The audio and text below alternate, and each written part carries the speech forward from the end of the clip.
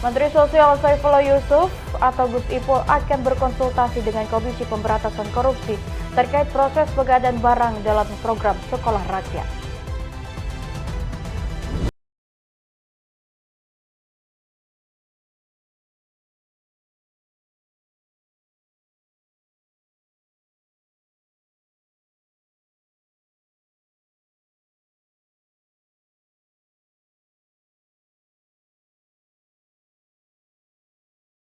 Dengan udang air tawar hidup dan bumbu pedas segar. Halo, selamat malam pemirsa setia.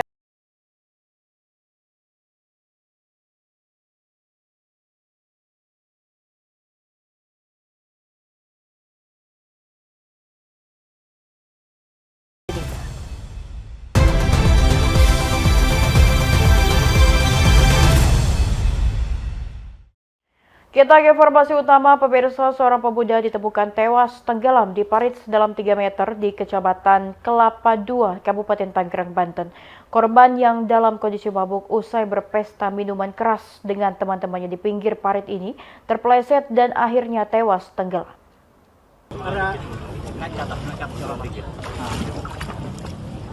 Setelah proses pencarian selama 8 jam, pemuda yang tewas tenggelam di parit di Kecamatan Kelapa II, Kabupaten Tangerang, Banten akhirnya ditemukan pada Selasa sore. Namun saat ditemukan tim SAR gabungan, pemuda berusia 23 tahun berinisial AP ini sudah dalam kondisi tidak bernyawa di dalam parit sedalam 3 meter. Komandan Tim Basarnas Jakarta mengatakan sebelumnya korban dan teman-temannya diketahui sedang berpesta miras di pinggir parit pada Selasa dini hari. Korban yang ketika itu sedang berjalan dalam kondisi mabuk terpeleset dan tercebur ke dalam parit. Teman korban sempat menolong, namun korban lebih dulu tenggelam. Teman-teman korban yang panik pun akhirnya meminta pertolongan warga sekitar. Tim SAR gabungan akhirnya diterjunkan untuk melakukan pencarian korban. Korban ditemukan sekitar 1 meter dari titik jatuhnya korban di kedalaman 2 meter dalam kondisi sudah tidak bernyawa lantaran terlalu banyak menghirup air. Kronologis kejadiannya, korban tadi tuh sekira kurang lebih subuh lah ya, jam 5 subuh, setengah 5 subuh. Korban bersama temennya sedang nongkrong di pinggir kali dan si korban ini ada sedikit habis minum minuman keras. Dan temannya melihat korban sudah di air dan melambaikan tangan dan tenggelam. Dari unsur tim yang mencari dari pagi, BPBD dengan seluruh unsur yang terkait dengan kepolisian juga melakukan pencarian menggunakan teknik ngeblend di sekitaran area, dan siang tadi Basarnas lakukan coba penyelaman di lokasi kejadian dan alhamdulillah korban diketemukan dalam kondisi meninggal dunia dengan jarak radius 1 meter dari titik dia tenggelam dengan kedalaman air kurang lebih 2 meter ke dalam. Dan korban langsung dibawa ke RSUD Kabupaten Tangerang. Usai berhasil dievakuasi, jenazah korban kemudian dibawa ke Rumah Sakit Umum Daerah Kabupaten Tangerang untuk keperluan otopsi. Kasus ini ditangani Polsek Kelapa II. Dari Tangerang, Banten, Mujib Latumerisa, Berita Nasional TV. Sebuah kecelakaan tunggal terjadi di Jalan Parameter Bandara Soekarno-Hatta, Tangerang, Banten. Sebuah minibus terjun ke parit sedalam 4 meter. Diduga kecelakaan terjadi akibat pengemudi kurang konsentrasi saat berkendara.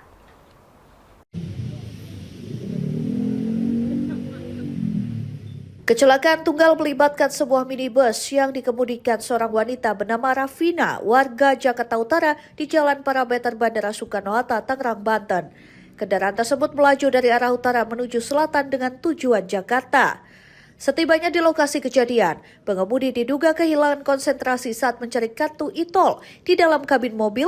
Akibatnya, kemudi berbelok ke kanan dan kendaraan terjun ke dalam parit. Jadi pengemudi seorang wanita, kemudian pengemudi tersebut mau ke arah Jakarta. Pada saat sebelum kejadian kecelakaan, berjalan dari arah utara ke selatan.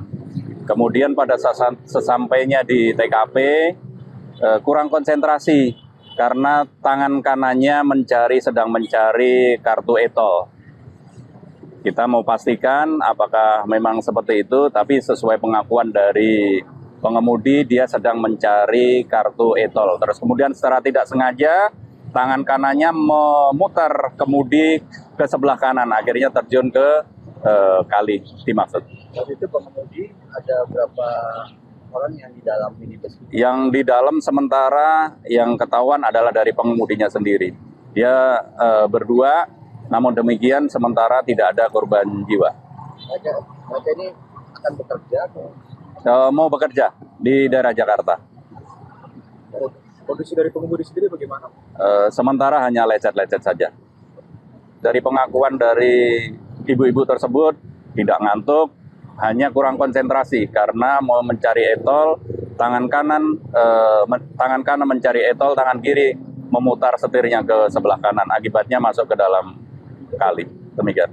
Sebenarnya sebelum kejadian itu ada speed bump, jadi itu tidak bisa terlalu kencang, hanya karena faktor tangan kanan mencari e-tol, kemudian tangan kiri memutar ke arah kali, itu yang menyebabkan kejadian kecelakaan. Bagi pengendara yang khususnya yang melewati jalur bandara, satu tetap konsentrasi dalam berkendara. Kemudian yang kedua, apabila terjadi demikian untuk mencari e-tol dan lain sebagainya, silahkan untuk berhenti dulu. Jadi tetap konsentrasi penuh pada saat berkendara. Demikian. Meski terjun ke parit dengan kedalaman sekitar 4 meter, pengemudi dan satu penumpang yang berada di dalam kendaraan selamat. Keduanya hanya mengalami luka ringan. Proses evakuasi kendaraan sempat mengalami kendala karena kondisi dasar parit yang licin dan kemiringan sekitar 45 derajat. Petugas gabungan dari Damkar Kota Tangerang, BPBD, pengelola bandara, serta kepolisian dari Polresta Bandara Suta berhasil mengevakuasi kendaraan dalam waktu sekitar 1 jam dengan menggunakan kendaraan berat untuk menarik minibus tersebut. Kesulitannya mungkin derajat kalinya ya, itu 45 derajat mungkin agak sulit juga. Ada maksudnya kedalaman berapa dari kalinya mungkin ke 4 meteran lah, 4 meteran. Dan kita juga dibantu oleh dari Polsek Neglasari dan juga dari bandara. Dari pihak bandara. Proses berapa lama? Sekitar 1 jaman ya, 1 jaman tadi, 1 jaman. Tadi sudah berhasil. Ada kendala nggak Pak? Kendalanya ya tadi kesulitan mungkin licin ya, karena licin dari dasar kali. Polisi mengimbau kepada seluruh pengendara khususnya di jalur parameter bandara agar selalu menjaga konsentrasi saat berkendara serta berhenti terlebih dahulu jika ingin mengambil atau mencari sesuatu di dalam kendaraan demi mencegah terjadinya kecelakaan. Dari Tangerang, Banten, Munce Platumerisa, Berita Nasional TV. Di Reskrimsus Polda Jawa Tengah bersama Pertamina mengungkap puluhan kasus penyalahgunaan BBM dan LPG bersubsidi di wilayah Jawa Tengah. Pengungkapan ini sebagai bagian dari penegakan hukum di bidang minyak dan gas bumi. Dari hasil operasi tersebut, Polda Jateng bersama jajaran Polres di wilayah Jawa Tengah dan PT Pertamina Patra Niaga Jateng berhasil menangani kasus penyalahgunaan bahan bakar minyak dan gas. Sebanyak 53 kasus yang terjadi selama kurun waktu April 2026 dengan total 60 orang tersangka yang telah diamankan. Di Reskrimsus Polda Jawa Tengah, Kombes Pol Joko Julianto mengungkapkan bahwa para pelaku menggunakan berbagai modus dalam menjalankan aksinya. Di antaranya adalah melakukan penyuntikan gas LPG bersubsidi ke dalam tabung gas non-subsidi untuk dijual kembali, serta melakukan penimbunan bahan bakar kendaraan untuk dijual secara ilegal. Selain itu, para pelaku juga memodifikasi kendaraan dengan menambahkan tangki berkapasitas besar guna membeli dan menimbun bahan bakar dalam jumlah banyak secara ilegal. Akibat praktik penimbunan tersebut, sempat terjadi kelangkaan bahan bakar di sejumlah wilayah di Jawa Tengah yang berdampak pada masyarakat. Dari hasil pengungkapan kasus ini, kepolisian berhasil menyita ribuan liter bahan bakar minyak dan tabung gas LPG, serta mengamankan sebanyak 33 unit kendaraan roda 4 yang digunakan dalam aksi kejahatan tersebut. Total kerugian yang ditimbulkan dari kasus ini diperkirakan mencapai 12 miliar 95 juta rupiah. Ya, jadi siang ini jajaran Polda Jawa Tengah dan Polres jajaran bersama dengan PT Pertamina merilis beberapa penyalahgunaan yang dilakukan oleh kelompok masyarakat. Ya, sehingga kita siang ini merilis semuanya dan ada sekitar 53 TKP yang ada Jawa Tengah dengan 60 tersangka. Dan ini kita bersama dengan pihak PT Pertamina Polda Jawa Tengah serius untuk menindaklanjuti berkaitan dengan adanya kelangkaan yang dirasakan oleh masyarakat. Sehingga kita menjawab, memang terbukti ada beberapa oknum yang melakukan penimbunan termasuk penyuntikan LPG bersubsidi ke tabung-tabung yang non-subsidi. Atas perbuatannya, para tersangka dijerat dengan Undang-Undang Minyak dan Gas Bumi dengan ancaman hukuman maksimal 6 tahun penjara serta denda hingga 60 miliar rupiah. Tim Liputan Berita Nasional TV. Heboh di media sosial, dugaan pelecehan seksual dialami perempuan penumpang komuter lain di stasiun Kebayoran, Jakarta Selatan. Polisi menyelidiki kasus ini mendatangi lokasi dan memeriksa sejumlah saksi. Wah, lu tukang. Selamat malam dan selamat datang Anda telah tiba di stasiun Kebayoran. Ramai di media sosial video menampilkan seorang perempuan penumpang kereta menangkap basah terduga pelaku pelecehan seksual bersembunyi di kolong peron stasiun Kebayoran, Jakarta Selatan. Seorang pelaku pelecehan seksual diduga nekat bersembunyi di bawah peron stasiun Kebayoran untuk mengintip dan merekam rok perempuan di gerbong KRL. Kejadian ini menjadi gunjingan di jagat maya setelah korban mengungkap kronologi peristiwa di media sosial. Korban mengunggah kejadian melalui akun Threads mengungkap peristiwa ini terjadi saat menaiki KRL rute Rangkas Bitung, Tanah Abang dari stasiun Jurangmangu di gerbong perempuan. Korban mengaku berdiri di dekat pintu agar mudah turun dan merasa lebih aman. Namun saat kereta berhenti di stasiun Kebayoran, korban menyadari ada kejanggalan di bawah peron. Pelaku ambil langkah 1000 menghilang di bawah peron stasiun begitu aksinya diketahui korban. Polres Metro Jakarta Selatan turun tangan melidiki video viral setelah diunggah ke media sosial pada Sabtu 2 Mei 2026. Polisi mendatangi lokasi dan meminta keterangan sejumlah saksi serta berkoordinasi dengan pihak PT Kereta Komuter Indonesia atau KCI dan memintanya menutup celah peron agar peristiwa serupa tak terulang. Beredar video viral di medsos di area stasiun Kebayoran. Itu masuk di wilayah Polsek Kebayoran Lama. Kami membenarkan. Langkah-langkah ini seperti apa? Jadi langkah kami dari pihak kepolisian yaitu sudah dilaksanakan oleh Polsek Kebayoran Lama dengan adanya berita viral tersebut. Yang dilakukan adalah mendatangi lokasi. Tentunya mengecek kebenaran apa yang terdapat di video tersebut. Korban melaporkan kejadian dialami kepada petugas KAI di stasiun Kebayoran dan berharap pelaku segera ditangkap dan menghimbau penumpang lain, khususnya perempuan untuk lebih waspada saat berada di area pintu kereta. Pihak KAI Komuter merespon laporan ini melalui kolom komentar unggahan korban. KAI Komuter tidak menoleransi segala bentuk tindakan pelecehan seksual. Muhalko Pandi, Berita Nasional TV.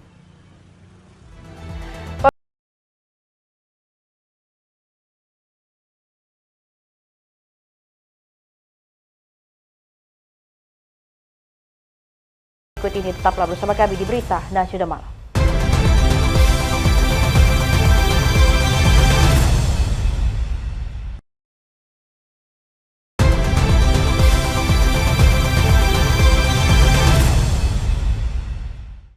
Anda kembali bersama kami, pemirsa. Menteri Sosial Saifullah Yusuf akan berkonsultasi dengan Komisi Pemberantasan Korupsi terkait proses pengadaan barang dalam program Sekolah Rakyat.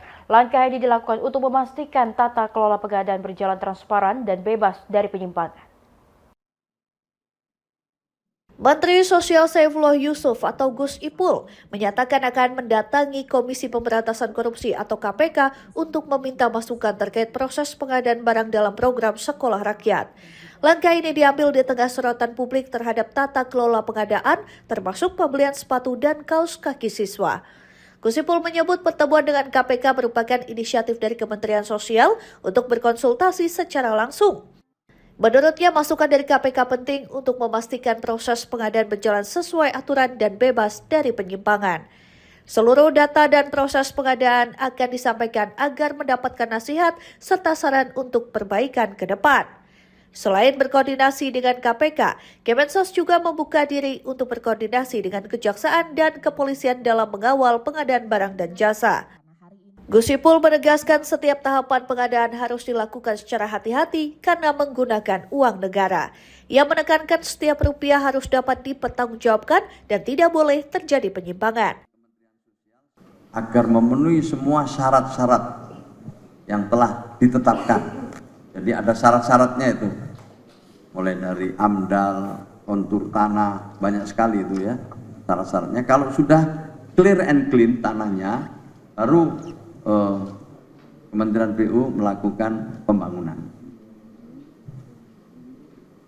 Nah, tanah-tanah yang sudah clear and clean dengan suatu penelitian yang ketat dan cermat itu oleh Kementerian PU dan kami mendampingi, ditetapkanlah sejumlah titik yang memang benar-benar bisa dimulai pembangunannya. Nah, ada beberapa titik tadi disebut Wonosobo dan Temanggung. Dari sisi tanah sudah clear and clean, tetapi khusus di Temanggung tanahnya masih ada sedikit masalah dengan masyarakat setempat. Ya, jaringan masyarakat setempat yang belum bisa ada titik temu dengan Pak Bupati, sehingga pembangunannya terhambat sampai sekarang. Sementara Wonosobo itu bisa dibangun sebagian, tapi sebagian lagi masih bermasalah yang insya Allah dalam beberapa waktu ke depan saya dapat informasi bisa diselesaikan. Tetapi pembangunannya sudah mulai berjalan kalau yang di Wonosobo. Tapi khusus di Temanggung sama sekali belum bisa berjalan karena masih ada permasalahan dengan warga setempat. Tentu ini kami akan menunggu Pak Bupati bagaimana bisa musyawarah dengan baik dengan warga yang kebetulan berada di lahan yang telah dinyatakan clear and clean tersebut. Itu yang pertama. Yang kedua, tentu kami terbuka dan jika ada waktu besok kami akan bertemu dengan pimpinan KPK untuk melaporkan seluruh proses-proses yang telah kita lewati. Ini adalah kesempatan baik buat kami untuk melakukan evaluasi sebelum nanti akan melakukan proses-proses pengadaan barang dan jasa pada tahun 2026 ini. Jadi sekali lagi kami terima kasih dan kami akan berkoordinasi tentu ke Kejaksaan, ke Kepolisian dan termasuk ke KPK. Kami amat sangat terbuka. Sorotan publik muncul setelah terungkap nilai pengadaan perlengkapan sekolah dalam program Sekolah Rakyat. Berdasarkan data rencana umum pengadaan di InApproach, total nilai pengadaan sepatu sekolah siswa mencapai puluhan miliar rupiah dengan metode e-purchasing. Selain sepatu sekolah dan sepatu olahraga untuk siswa, pengadaan juga meliputi sepatu dinas dan sepatu olahraga untuk guru. Dari Jakarta, Ajeng Tiara, Anggada Agung, Berita Nasional TV. Tembok belakang sekolah SDN 8 Tebet Barat, Jakarta Selatan ambruk akibat dilanda hujan deras Senin lalu. Seluruh aktivitas belajar mengajar dialihkan secara daring. Secara bersamaan, petugas gabungan mengevakuasi material menutup saluran air. Tembok belakang bangunan sekolah SDN 08 di kawasan Tebet Barat, Jakarta Selatan roboh pada Senin malam 4 Mei 2026. Tembok roboh diduga akibat hujan deras dan kondisi bangunan sudah tua. Bangunan ambruk merupakan bagian belakang area kantin sekolah dengan panjang kurang lebih 40 meter dan lebar sekitar 5 meter. Insiden ini tidak menimbulkan korban jiwa dan luka. Hingga Selasa siang 5 Mei 2026, sejumlah petugas dari Sudin Tata Air bersama dengan PPSU Kelurahan Tebet Barat mengevakuasi puing-puing tembok. Material diangkut menggunakan karung dan dipindahkan secara bertahap agar saluran air kembali normal. Kejadian ini tidak mengganggu aktivitas belajar. Pihak sekolah memilih mengalihkan kegiatan belajar mengajar menjadi pembelajaran jarak jauh atau daring. Langkah ini dilakukan demi menjaga keselamatan dan kenyamanan siswa selama proses pembersihan dan perbaikan. Kepala Sekolah SDN 08 Daryono menyebut tembok roboh diduga akibat kondisi turap sudah melemah dan tidak mampu menahan debit air saat hujan deras. Hari ini tetap belajar mengajar berlangsung, tapi PJJ atau daring, karena memang keamanan anak-anak itu yang kami utamakan. Karena pasti kalau ada kejadian seperti ini, kan anak-anak juga pengen tahu, pengen lihat, jadi nanti malah membahayakan buat anak-anak. Jadi kami putuskan bahwa hari ini itu PJJ. Untuk tembok yang rubuh sendiri itu berapa panjangnya berapa sih? 42 meter. Tembok. Guna menjaga keamanan, area tembok sekolah yang ambruk ditutup sementara selama proses perbaikan. Pihak sekolah berharap proses penanganan bisa segera selesai agar kegiatan belajar mengajar tatap muka kembali normal. Muhalko Pandi, Berita Nasional TV. Pemerintah terus memperkuat upaya penanggulangan tuberkulosis atau TBC di tanah air. Hingga awal Mei 2026 tercatat lebih dari 241.000 kasus TBC ditemukan. Berbagai langkah percepatan penanganan dijalankan oleh pemerintah. Badan Pengawas Obat dan Makanan resmi memperluas akses masyarakat terhadap obat dengan mengizinkan penjualan obat bebas dan obat bebas terbatas di minimarket, supermarket, dan hipermarket. Kebijakan ini tertuang dalam Peraturan BPOM Nomor 5 Tahun 2026 yang ditetapkan oleh Taruna Ikrar pada 13 Maret 2026 dan diundangkan pada 6 April 2026. Kebijakan ini bertujuan memberikan kepastian hukum sekaligus menjamin keamanan, khasiat, dan mutu obat yang beredar di masyarakat.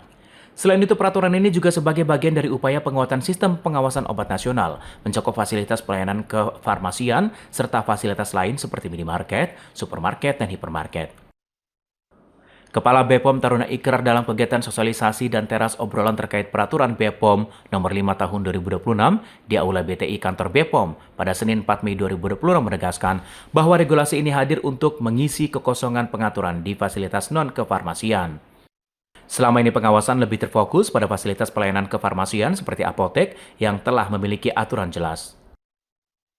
Oleh karena itu harapannya, bagian dari upaya perlindungan masyarakat ini Badan POM bertekad mengeluarkan peraturan, membuat buku pandu, ditambah mengeluarkan aplikasi dengan asumsi utama melindungi masyarakat luas. Jadi itu yang paling penting makna dan kenapa hari ini kita laksanakan forum sinergi farmakovigilan, karena harapannya insya Allah tahun depan kita sudah memiliki data yang valid dan itu sangat penting bagi negeri kita, bagi masyarakat kita. Saya kira Taruna juga menekankan peraturan ini memberikan kapasitas hukum, kepastian standar, dan menjamin bahwa setiap produk obat yang sampai ke masyarakat aman, berkhasiat, dan berkualitas. Salah satu poin penting dalam aturan ini adalah kewajiban adanya tenaga terlatih di fasilitas penjualan obat. Dari Jakarta, Galuh Anggara, Berita Nasional TV.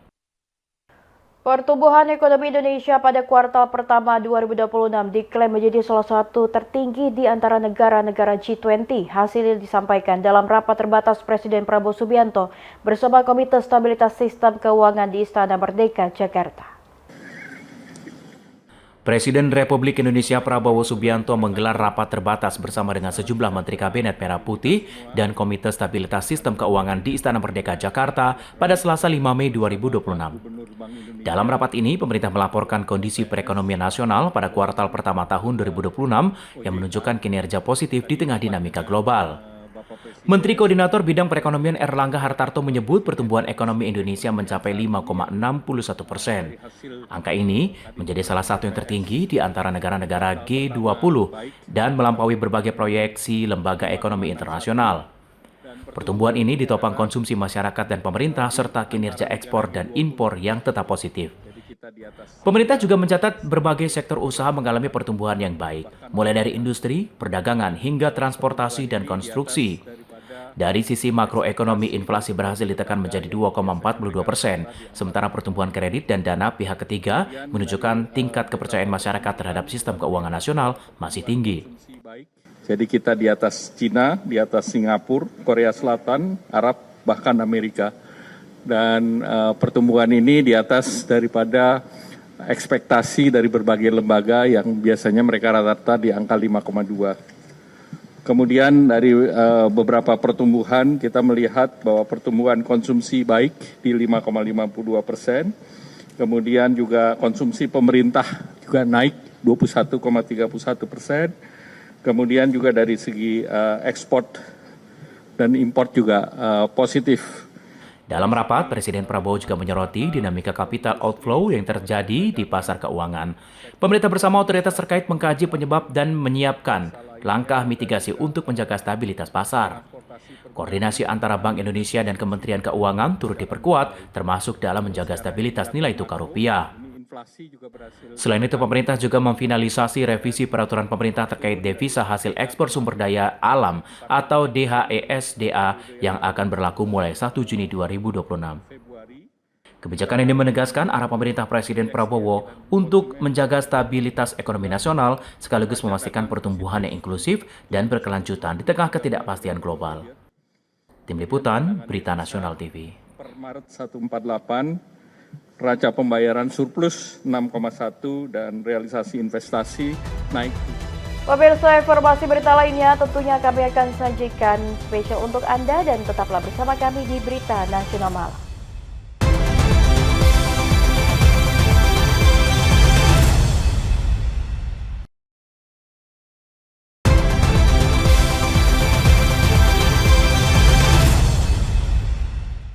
Anda kembali bersama kami, tentunya pemirsa, harga kedelai melambung menembus angka Rp11.000 per kilogram. Imbasnya para pengrajin tahu dan tempe memperkecil ukuran akan dijual di pasaran. Langkah ini dilakukan sebagai salah satu cara agar usaha tetap beroperasi. Harga kedelai melonjak imbas konflik di kawasan Timur Tengah. Kenaikan ini berdampak bagi para produsen tahu dan tempe di berbagai daerah. Produsen tahu dan tempe harus memutar strategi agar usaha tetap beroperasi. Ya, seperti dilakukan Abdul Aziz, produsen tahu di Kompleks Pengrajin Tahu dan Tempe Indonesia di kawasan Semanan Kalideres, Jakarta Barat. Aziz tidak menaikkan harga tahu di saat harga kedelai menyentuh angka Rp11.000 per kilogram. Sebelumnya harga kedelai di harga Rp9.000 per kilogram. Kenaikan ini dipengaruhi dan tak lepas dari melemahnya nilai tukar rupiah terhadap dolar Amerika Serikat yang kini berada di kisaran Rp17.300. Aziz menyiasatinya dengan cara memperkecil ukuran tahu tempe menaikkan nilai harga. Sebelumnya tahu berukuran 5 x 5 cm kini diberi kecil menjadi 4,5 x 4,5 cm. Menurut Aziz, penyesuaian ukuran merupakan langkah sementara. Harga tahu bisa naik jika harga baku kedelai terus melambung tinggi.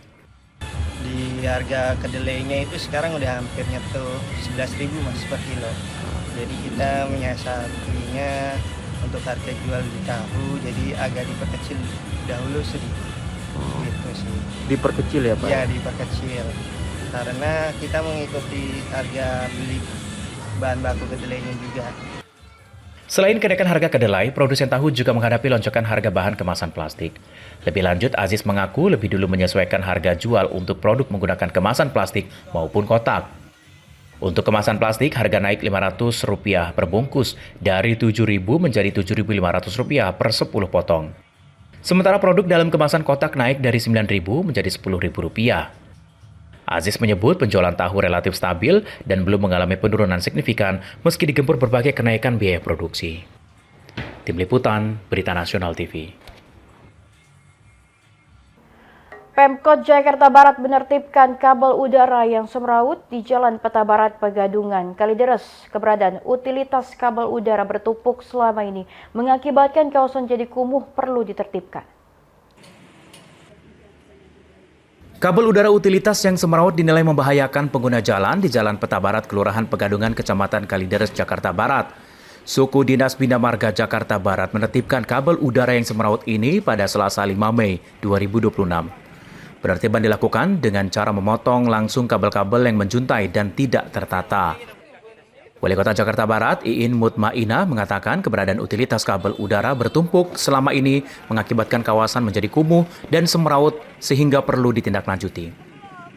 Menurut Iin, pelaksanaan penertiban mengacu pada Perda tentang Pedoman Penyelenggaraan Jaringan Utilitas serta Penempatan Jaringan Utilitas. Penertiban akan memberikan pemahaman dan efek jera kepada para operator sehingga bisa mematuhi aturan mengenai pembangunan dan penempatan jaringan utilitas di DKI Jakarta. Utilitas ini milik 22 operator. Diharapkan langkah tegas ini bisa memberikan efek jera kepada para operator utilitas agar mematuhi aturan berlaku dalam pembangunan dan penempatan jaringan. Adalah kita penataan utilitas yang ada di wilayah Jakarta Barat dan dilakukan pemotongan kabel yang semrawut dan tentunya nanti akan dikembalikan dan sesuai dengan yang PLN berada di lokasi. Tapi untuk yang kabel-kabel yang sudah kita lakukan penertiban, penataan agar lingkungan juga lebih tertata dan juga keamanan dan kenyamanan dari pengguna jalan maupun dari estetika kota. Kepala Suku Dinas Bina Marga Jakarta Barat Taufik Hendayana menambahkan penertiban kabel melibatkan puluhan petugas gabungan yang dilakukan sepanjang 4 km. Penertiban ini kelanjutan dari kegiatan yang sudah dilaksanakan sejak tahun 2023. Penertiban dilakukan hingga tahun 2027 sepanjang 18 km. Pada tahun 2026, Pemkot Jakarta Barat menata jaringan utilitas dengan memotong kabel udara sepanjang 12,2 km guna meningkatkan keamanan, kenyamanan, dan estetika kota. Kita Jakarta Barat sudah melakukan beberapa tempat yang dari tahun 2023 sampai sekarang sampai 2027 kurang lebih sekitar 18 kilo kurang lebih ya.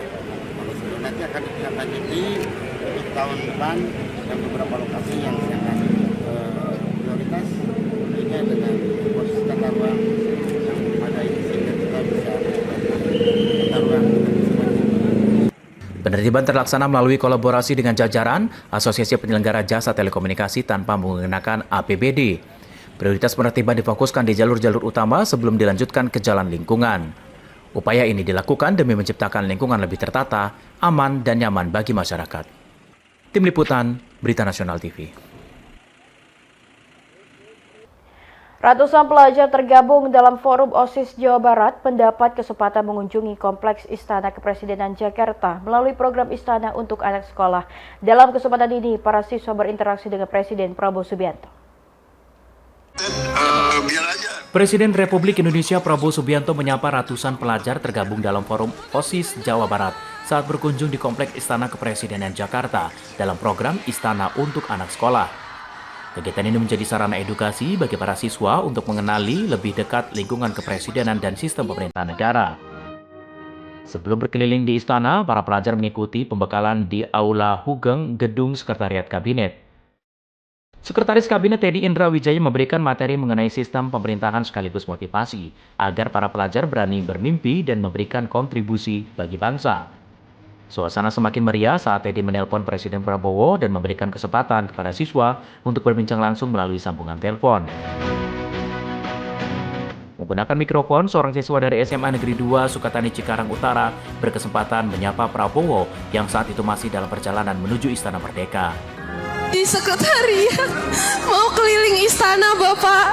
Oke, silakan tapi nanti sebelum jam 12.30 ya, habis itu aku mulai sidang rapat 12.30. Baik Bapak, terima kasih banyak Bapak. Ya, pokoknya 2 jam ya, kalian keliling ya, habis itu aku masuk loh. Bapak, kalau mau lihat aku boleh, biar aja, mereka lihat aku masuk jajar kehormatan habis itu ya. Terima kasih banyak Bapak. Setelah itu, para pelajar diajak berkeliling melihat langsung Istana Merdeka, kantor Presiden, hingga Istana Negara. Kedatangan Prabowo di Istana Merdeka disambut antusias para siswa dengan tepuk tangan dan lambaian tangan. Prabowo turun dari kendaraan lalu menyapa dan bersalaman dengan para pelajar sebelum menutup kegiatan dengan sesi foto bersama. Tim Liputan, Berita Nasional TV. Menteri Pertanian Andi Amran Sulaiman menegaskan mahasiswa berperan menentukan arah masa depan pertanian nasional. Hal itu disampaikan dalam diskusi bersama Badan Eksekutif Mahasiswa se-Indonesia Rabu 6 Mei 2026. Ini 1, 2, 3, 4, 5, 6, 7 tambah 1 mafia 8. Tidak kelihatan mafianya di belakang bayang-bayang. Jadi, Menteri Pertanian Amran Sulaiman melakukan audiensi bersama sekitar 100 perwakilan Badan Eksekutif Mahasiswa seluruh Indonesia untuk membahas keberlanjutan program pangan di kediaman pribadinya Jakarta Selatan pada Rabu 6 Mei 2026. Pertemuan tersebut difokuskan pada pemaparan gagasan Presiden Prabowo Subianto mengenai kedaulatan pangan dan laporan capaian sektor pertanian saat ini. Amran menunjukkan bahwa selain penurunan harga pupuk, pemerintah telah mempercepat perbaikan infrastruktur irigasi dan pendistribusian alat mesin pertanian secara gratis. Langkah ini diklaim sebagai upaya menjaga stabilitas harga pangan nasional agar tetap terjangkau oleh masyarakat luas. Lebih lanjut, dirinya menegaskan masa depan Indonesia berada di tangan mahasiswa saat ini. Pemerintah mengajak generasi muda terlibat aktif dalam pembangunan nasional. Mahasiswa kita libatkan, kita beritahu apa program-program unggulan pemerintah, apa tujuannya, dan apa yang sudah dicapai hari ini. Kita tunjukkan pakai data, bukan opini, bukan untuk pencitraan, tapi kita tunjukkan apa adanya. Itulah pesan Bapak Presiden. Sampaikan kepada seluruh anak bangsa, termasuk mahasiswa, apa adanya. Kita buka apa adanya. Tidak usah kita tutup-tutupi.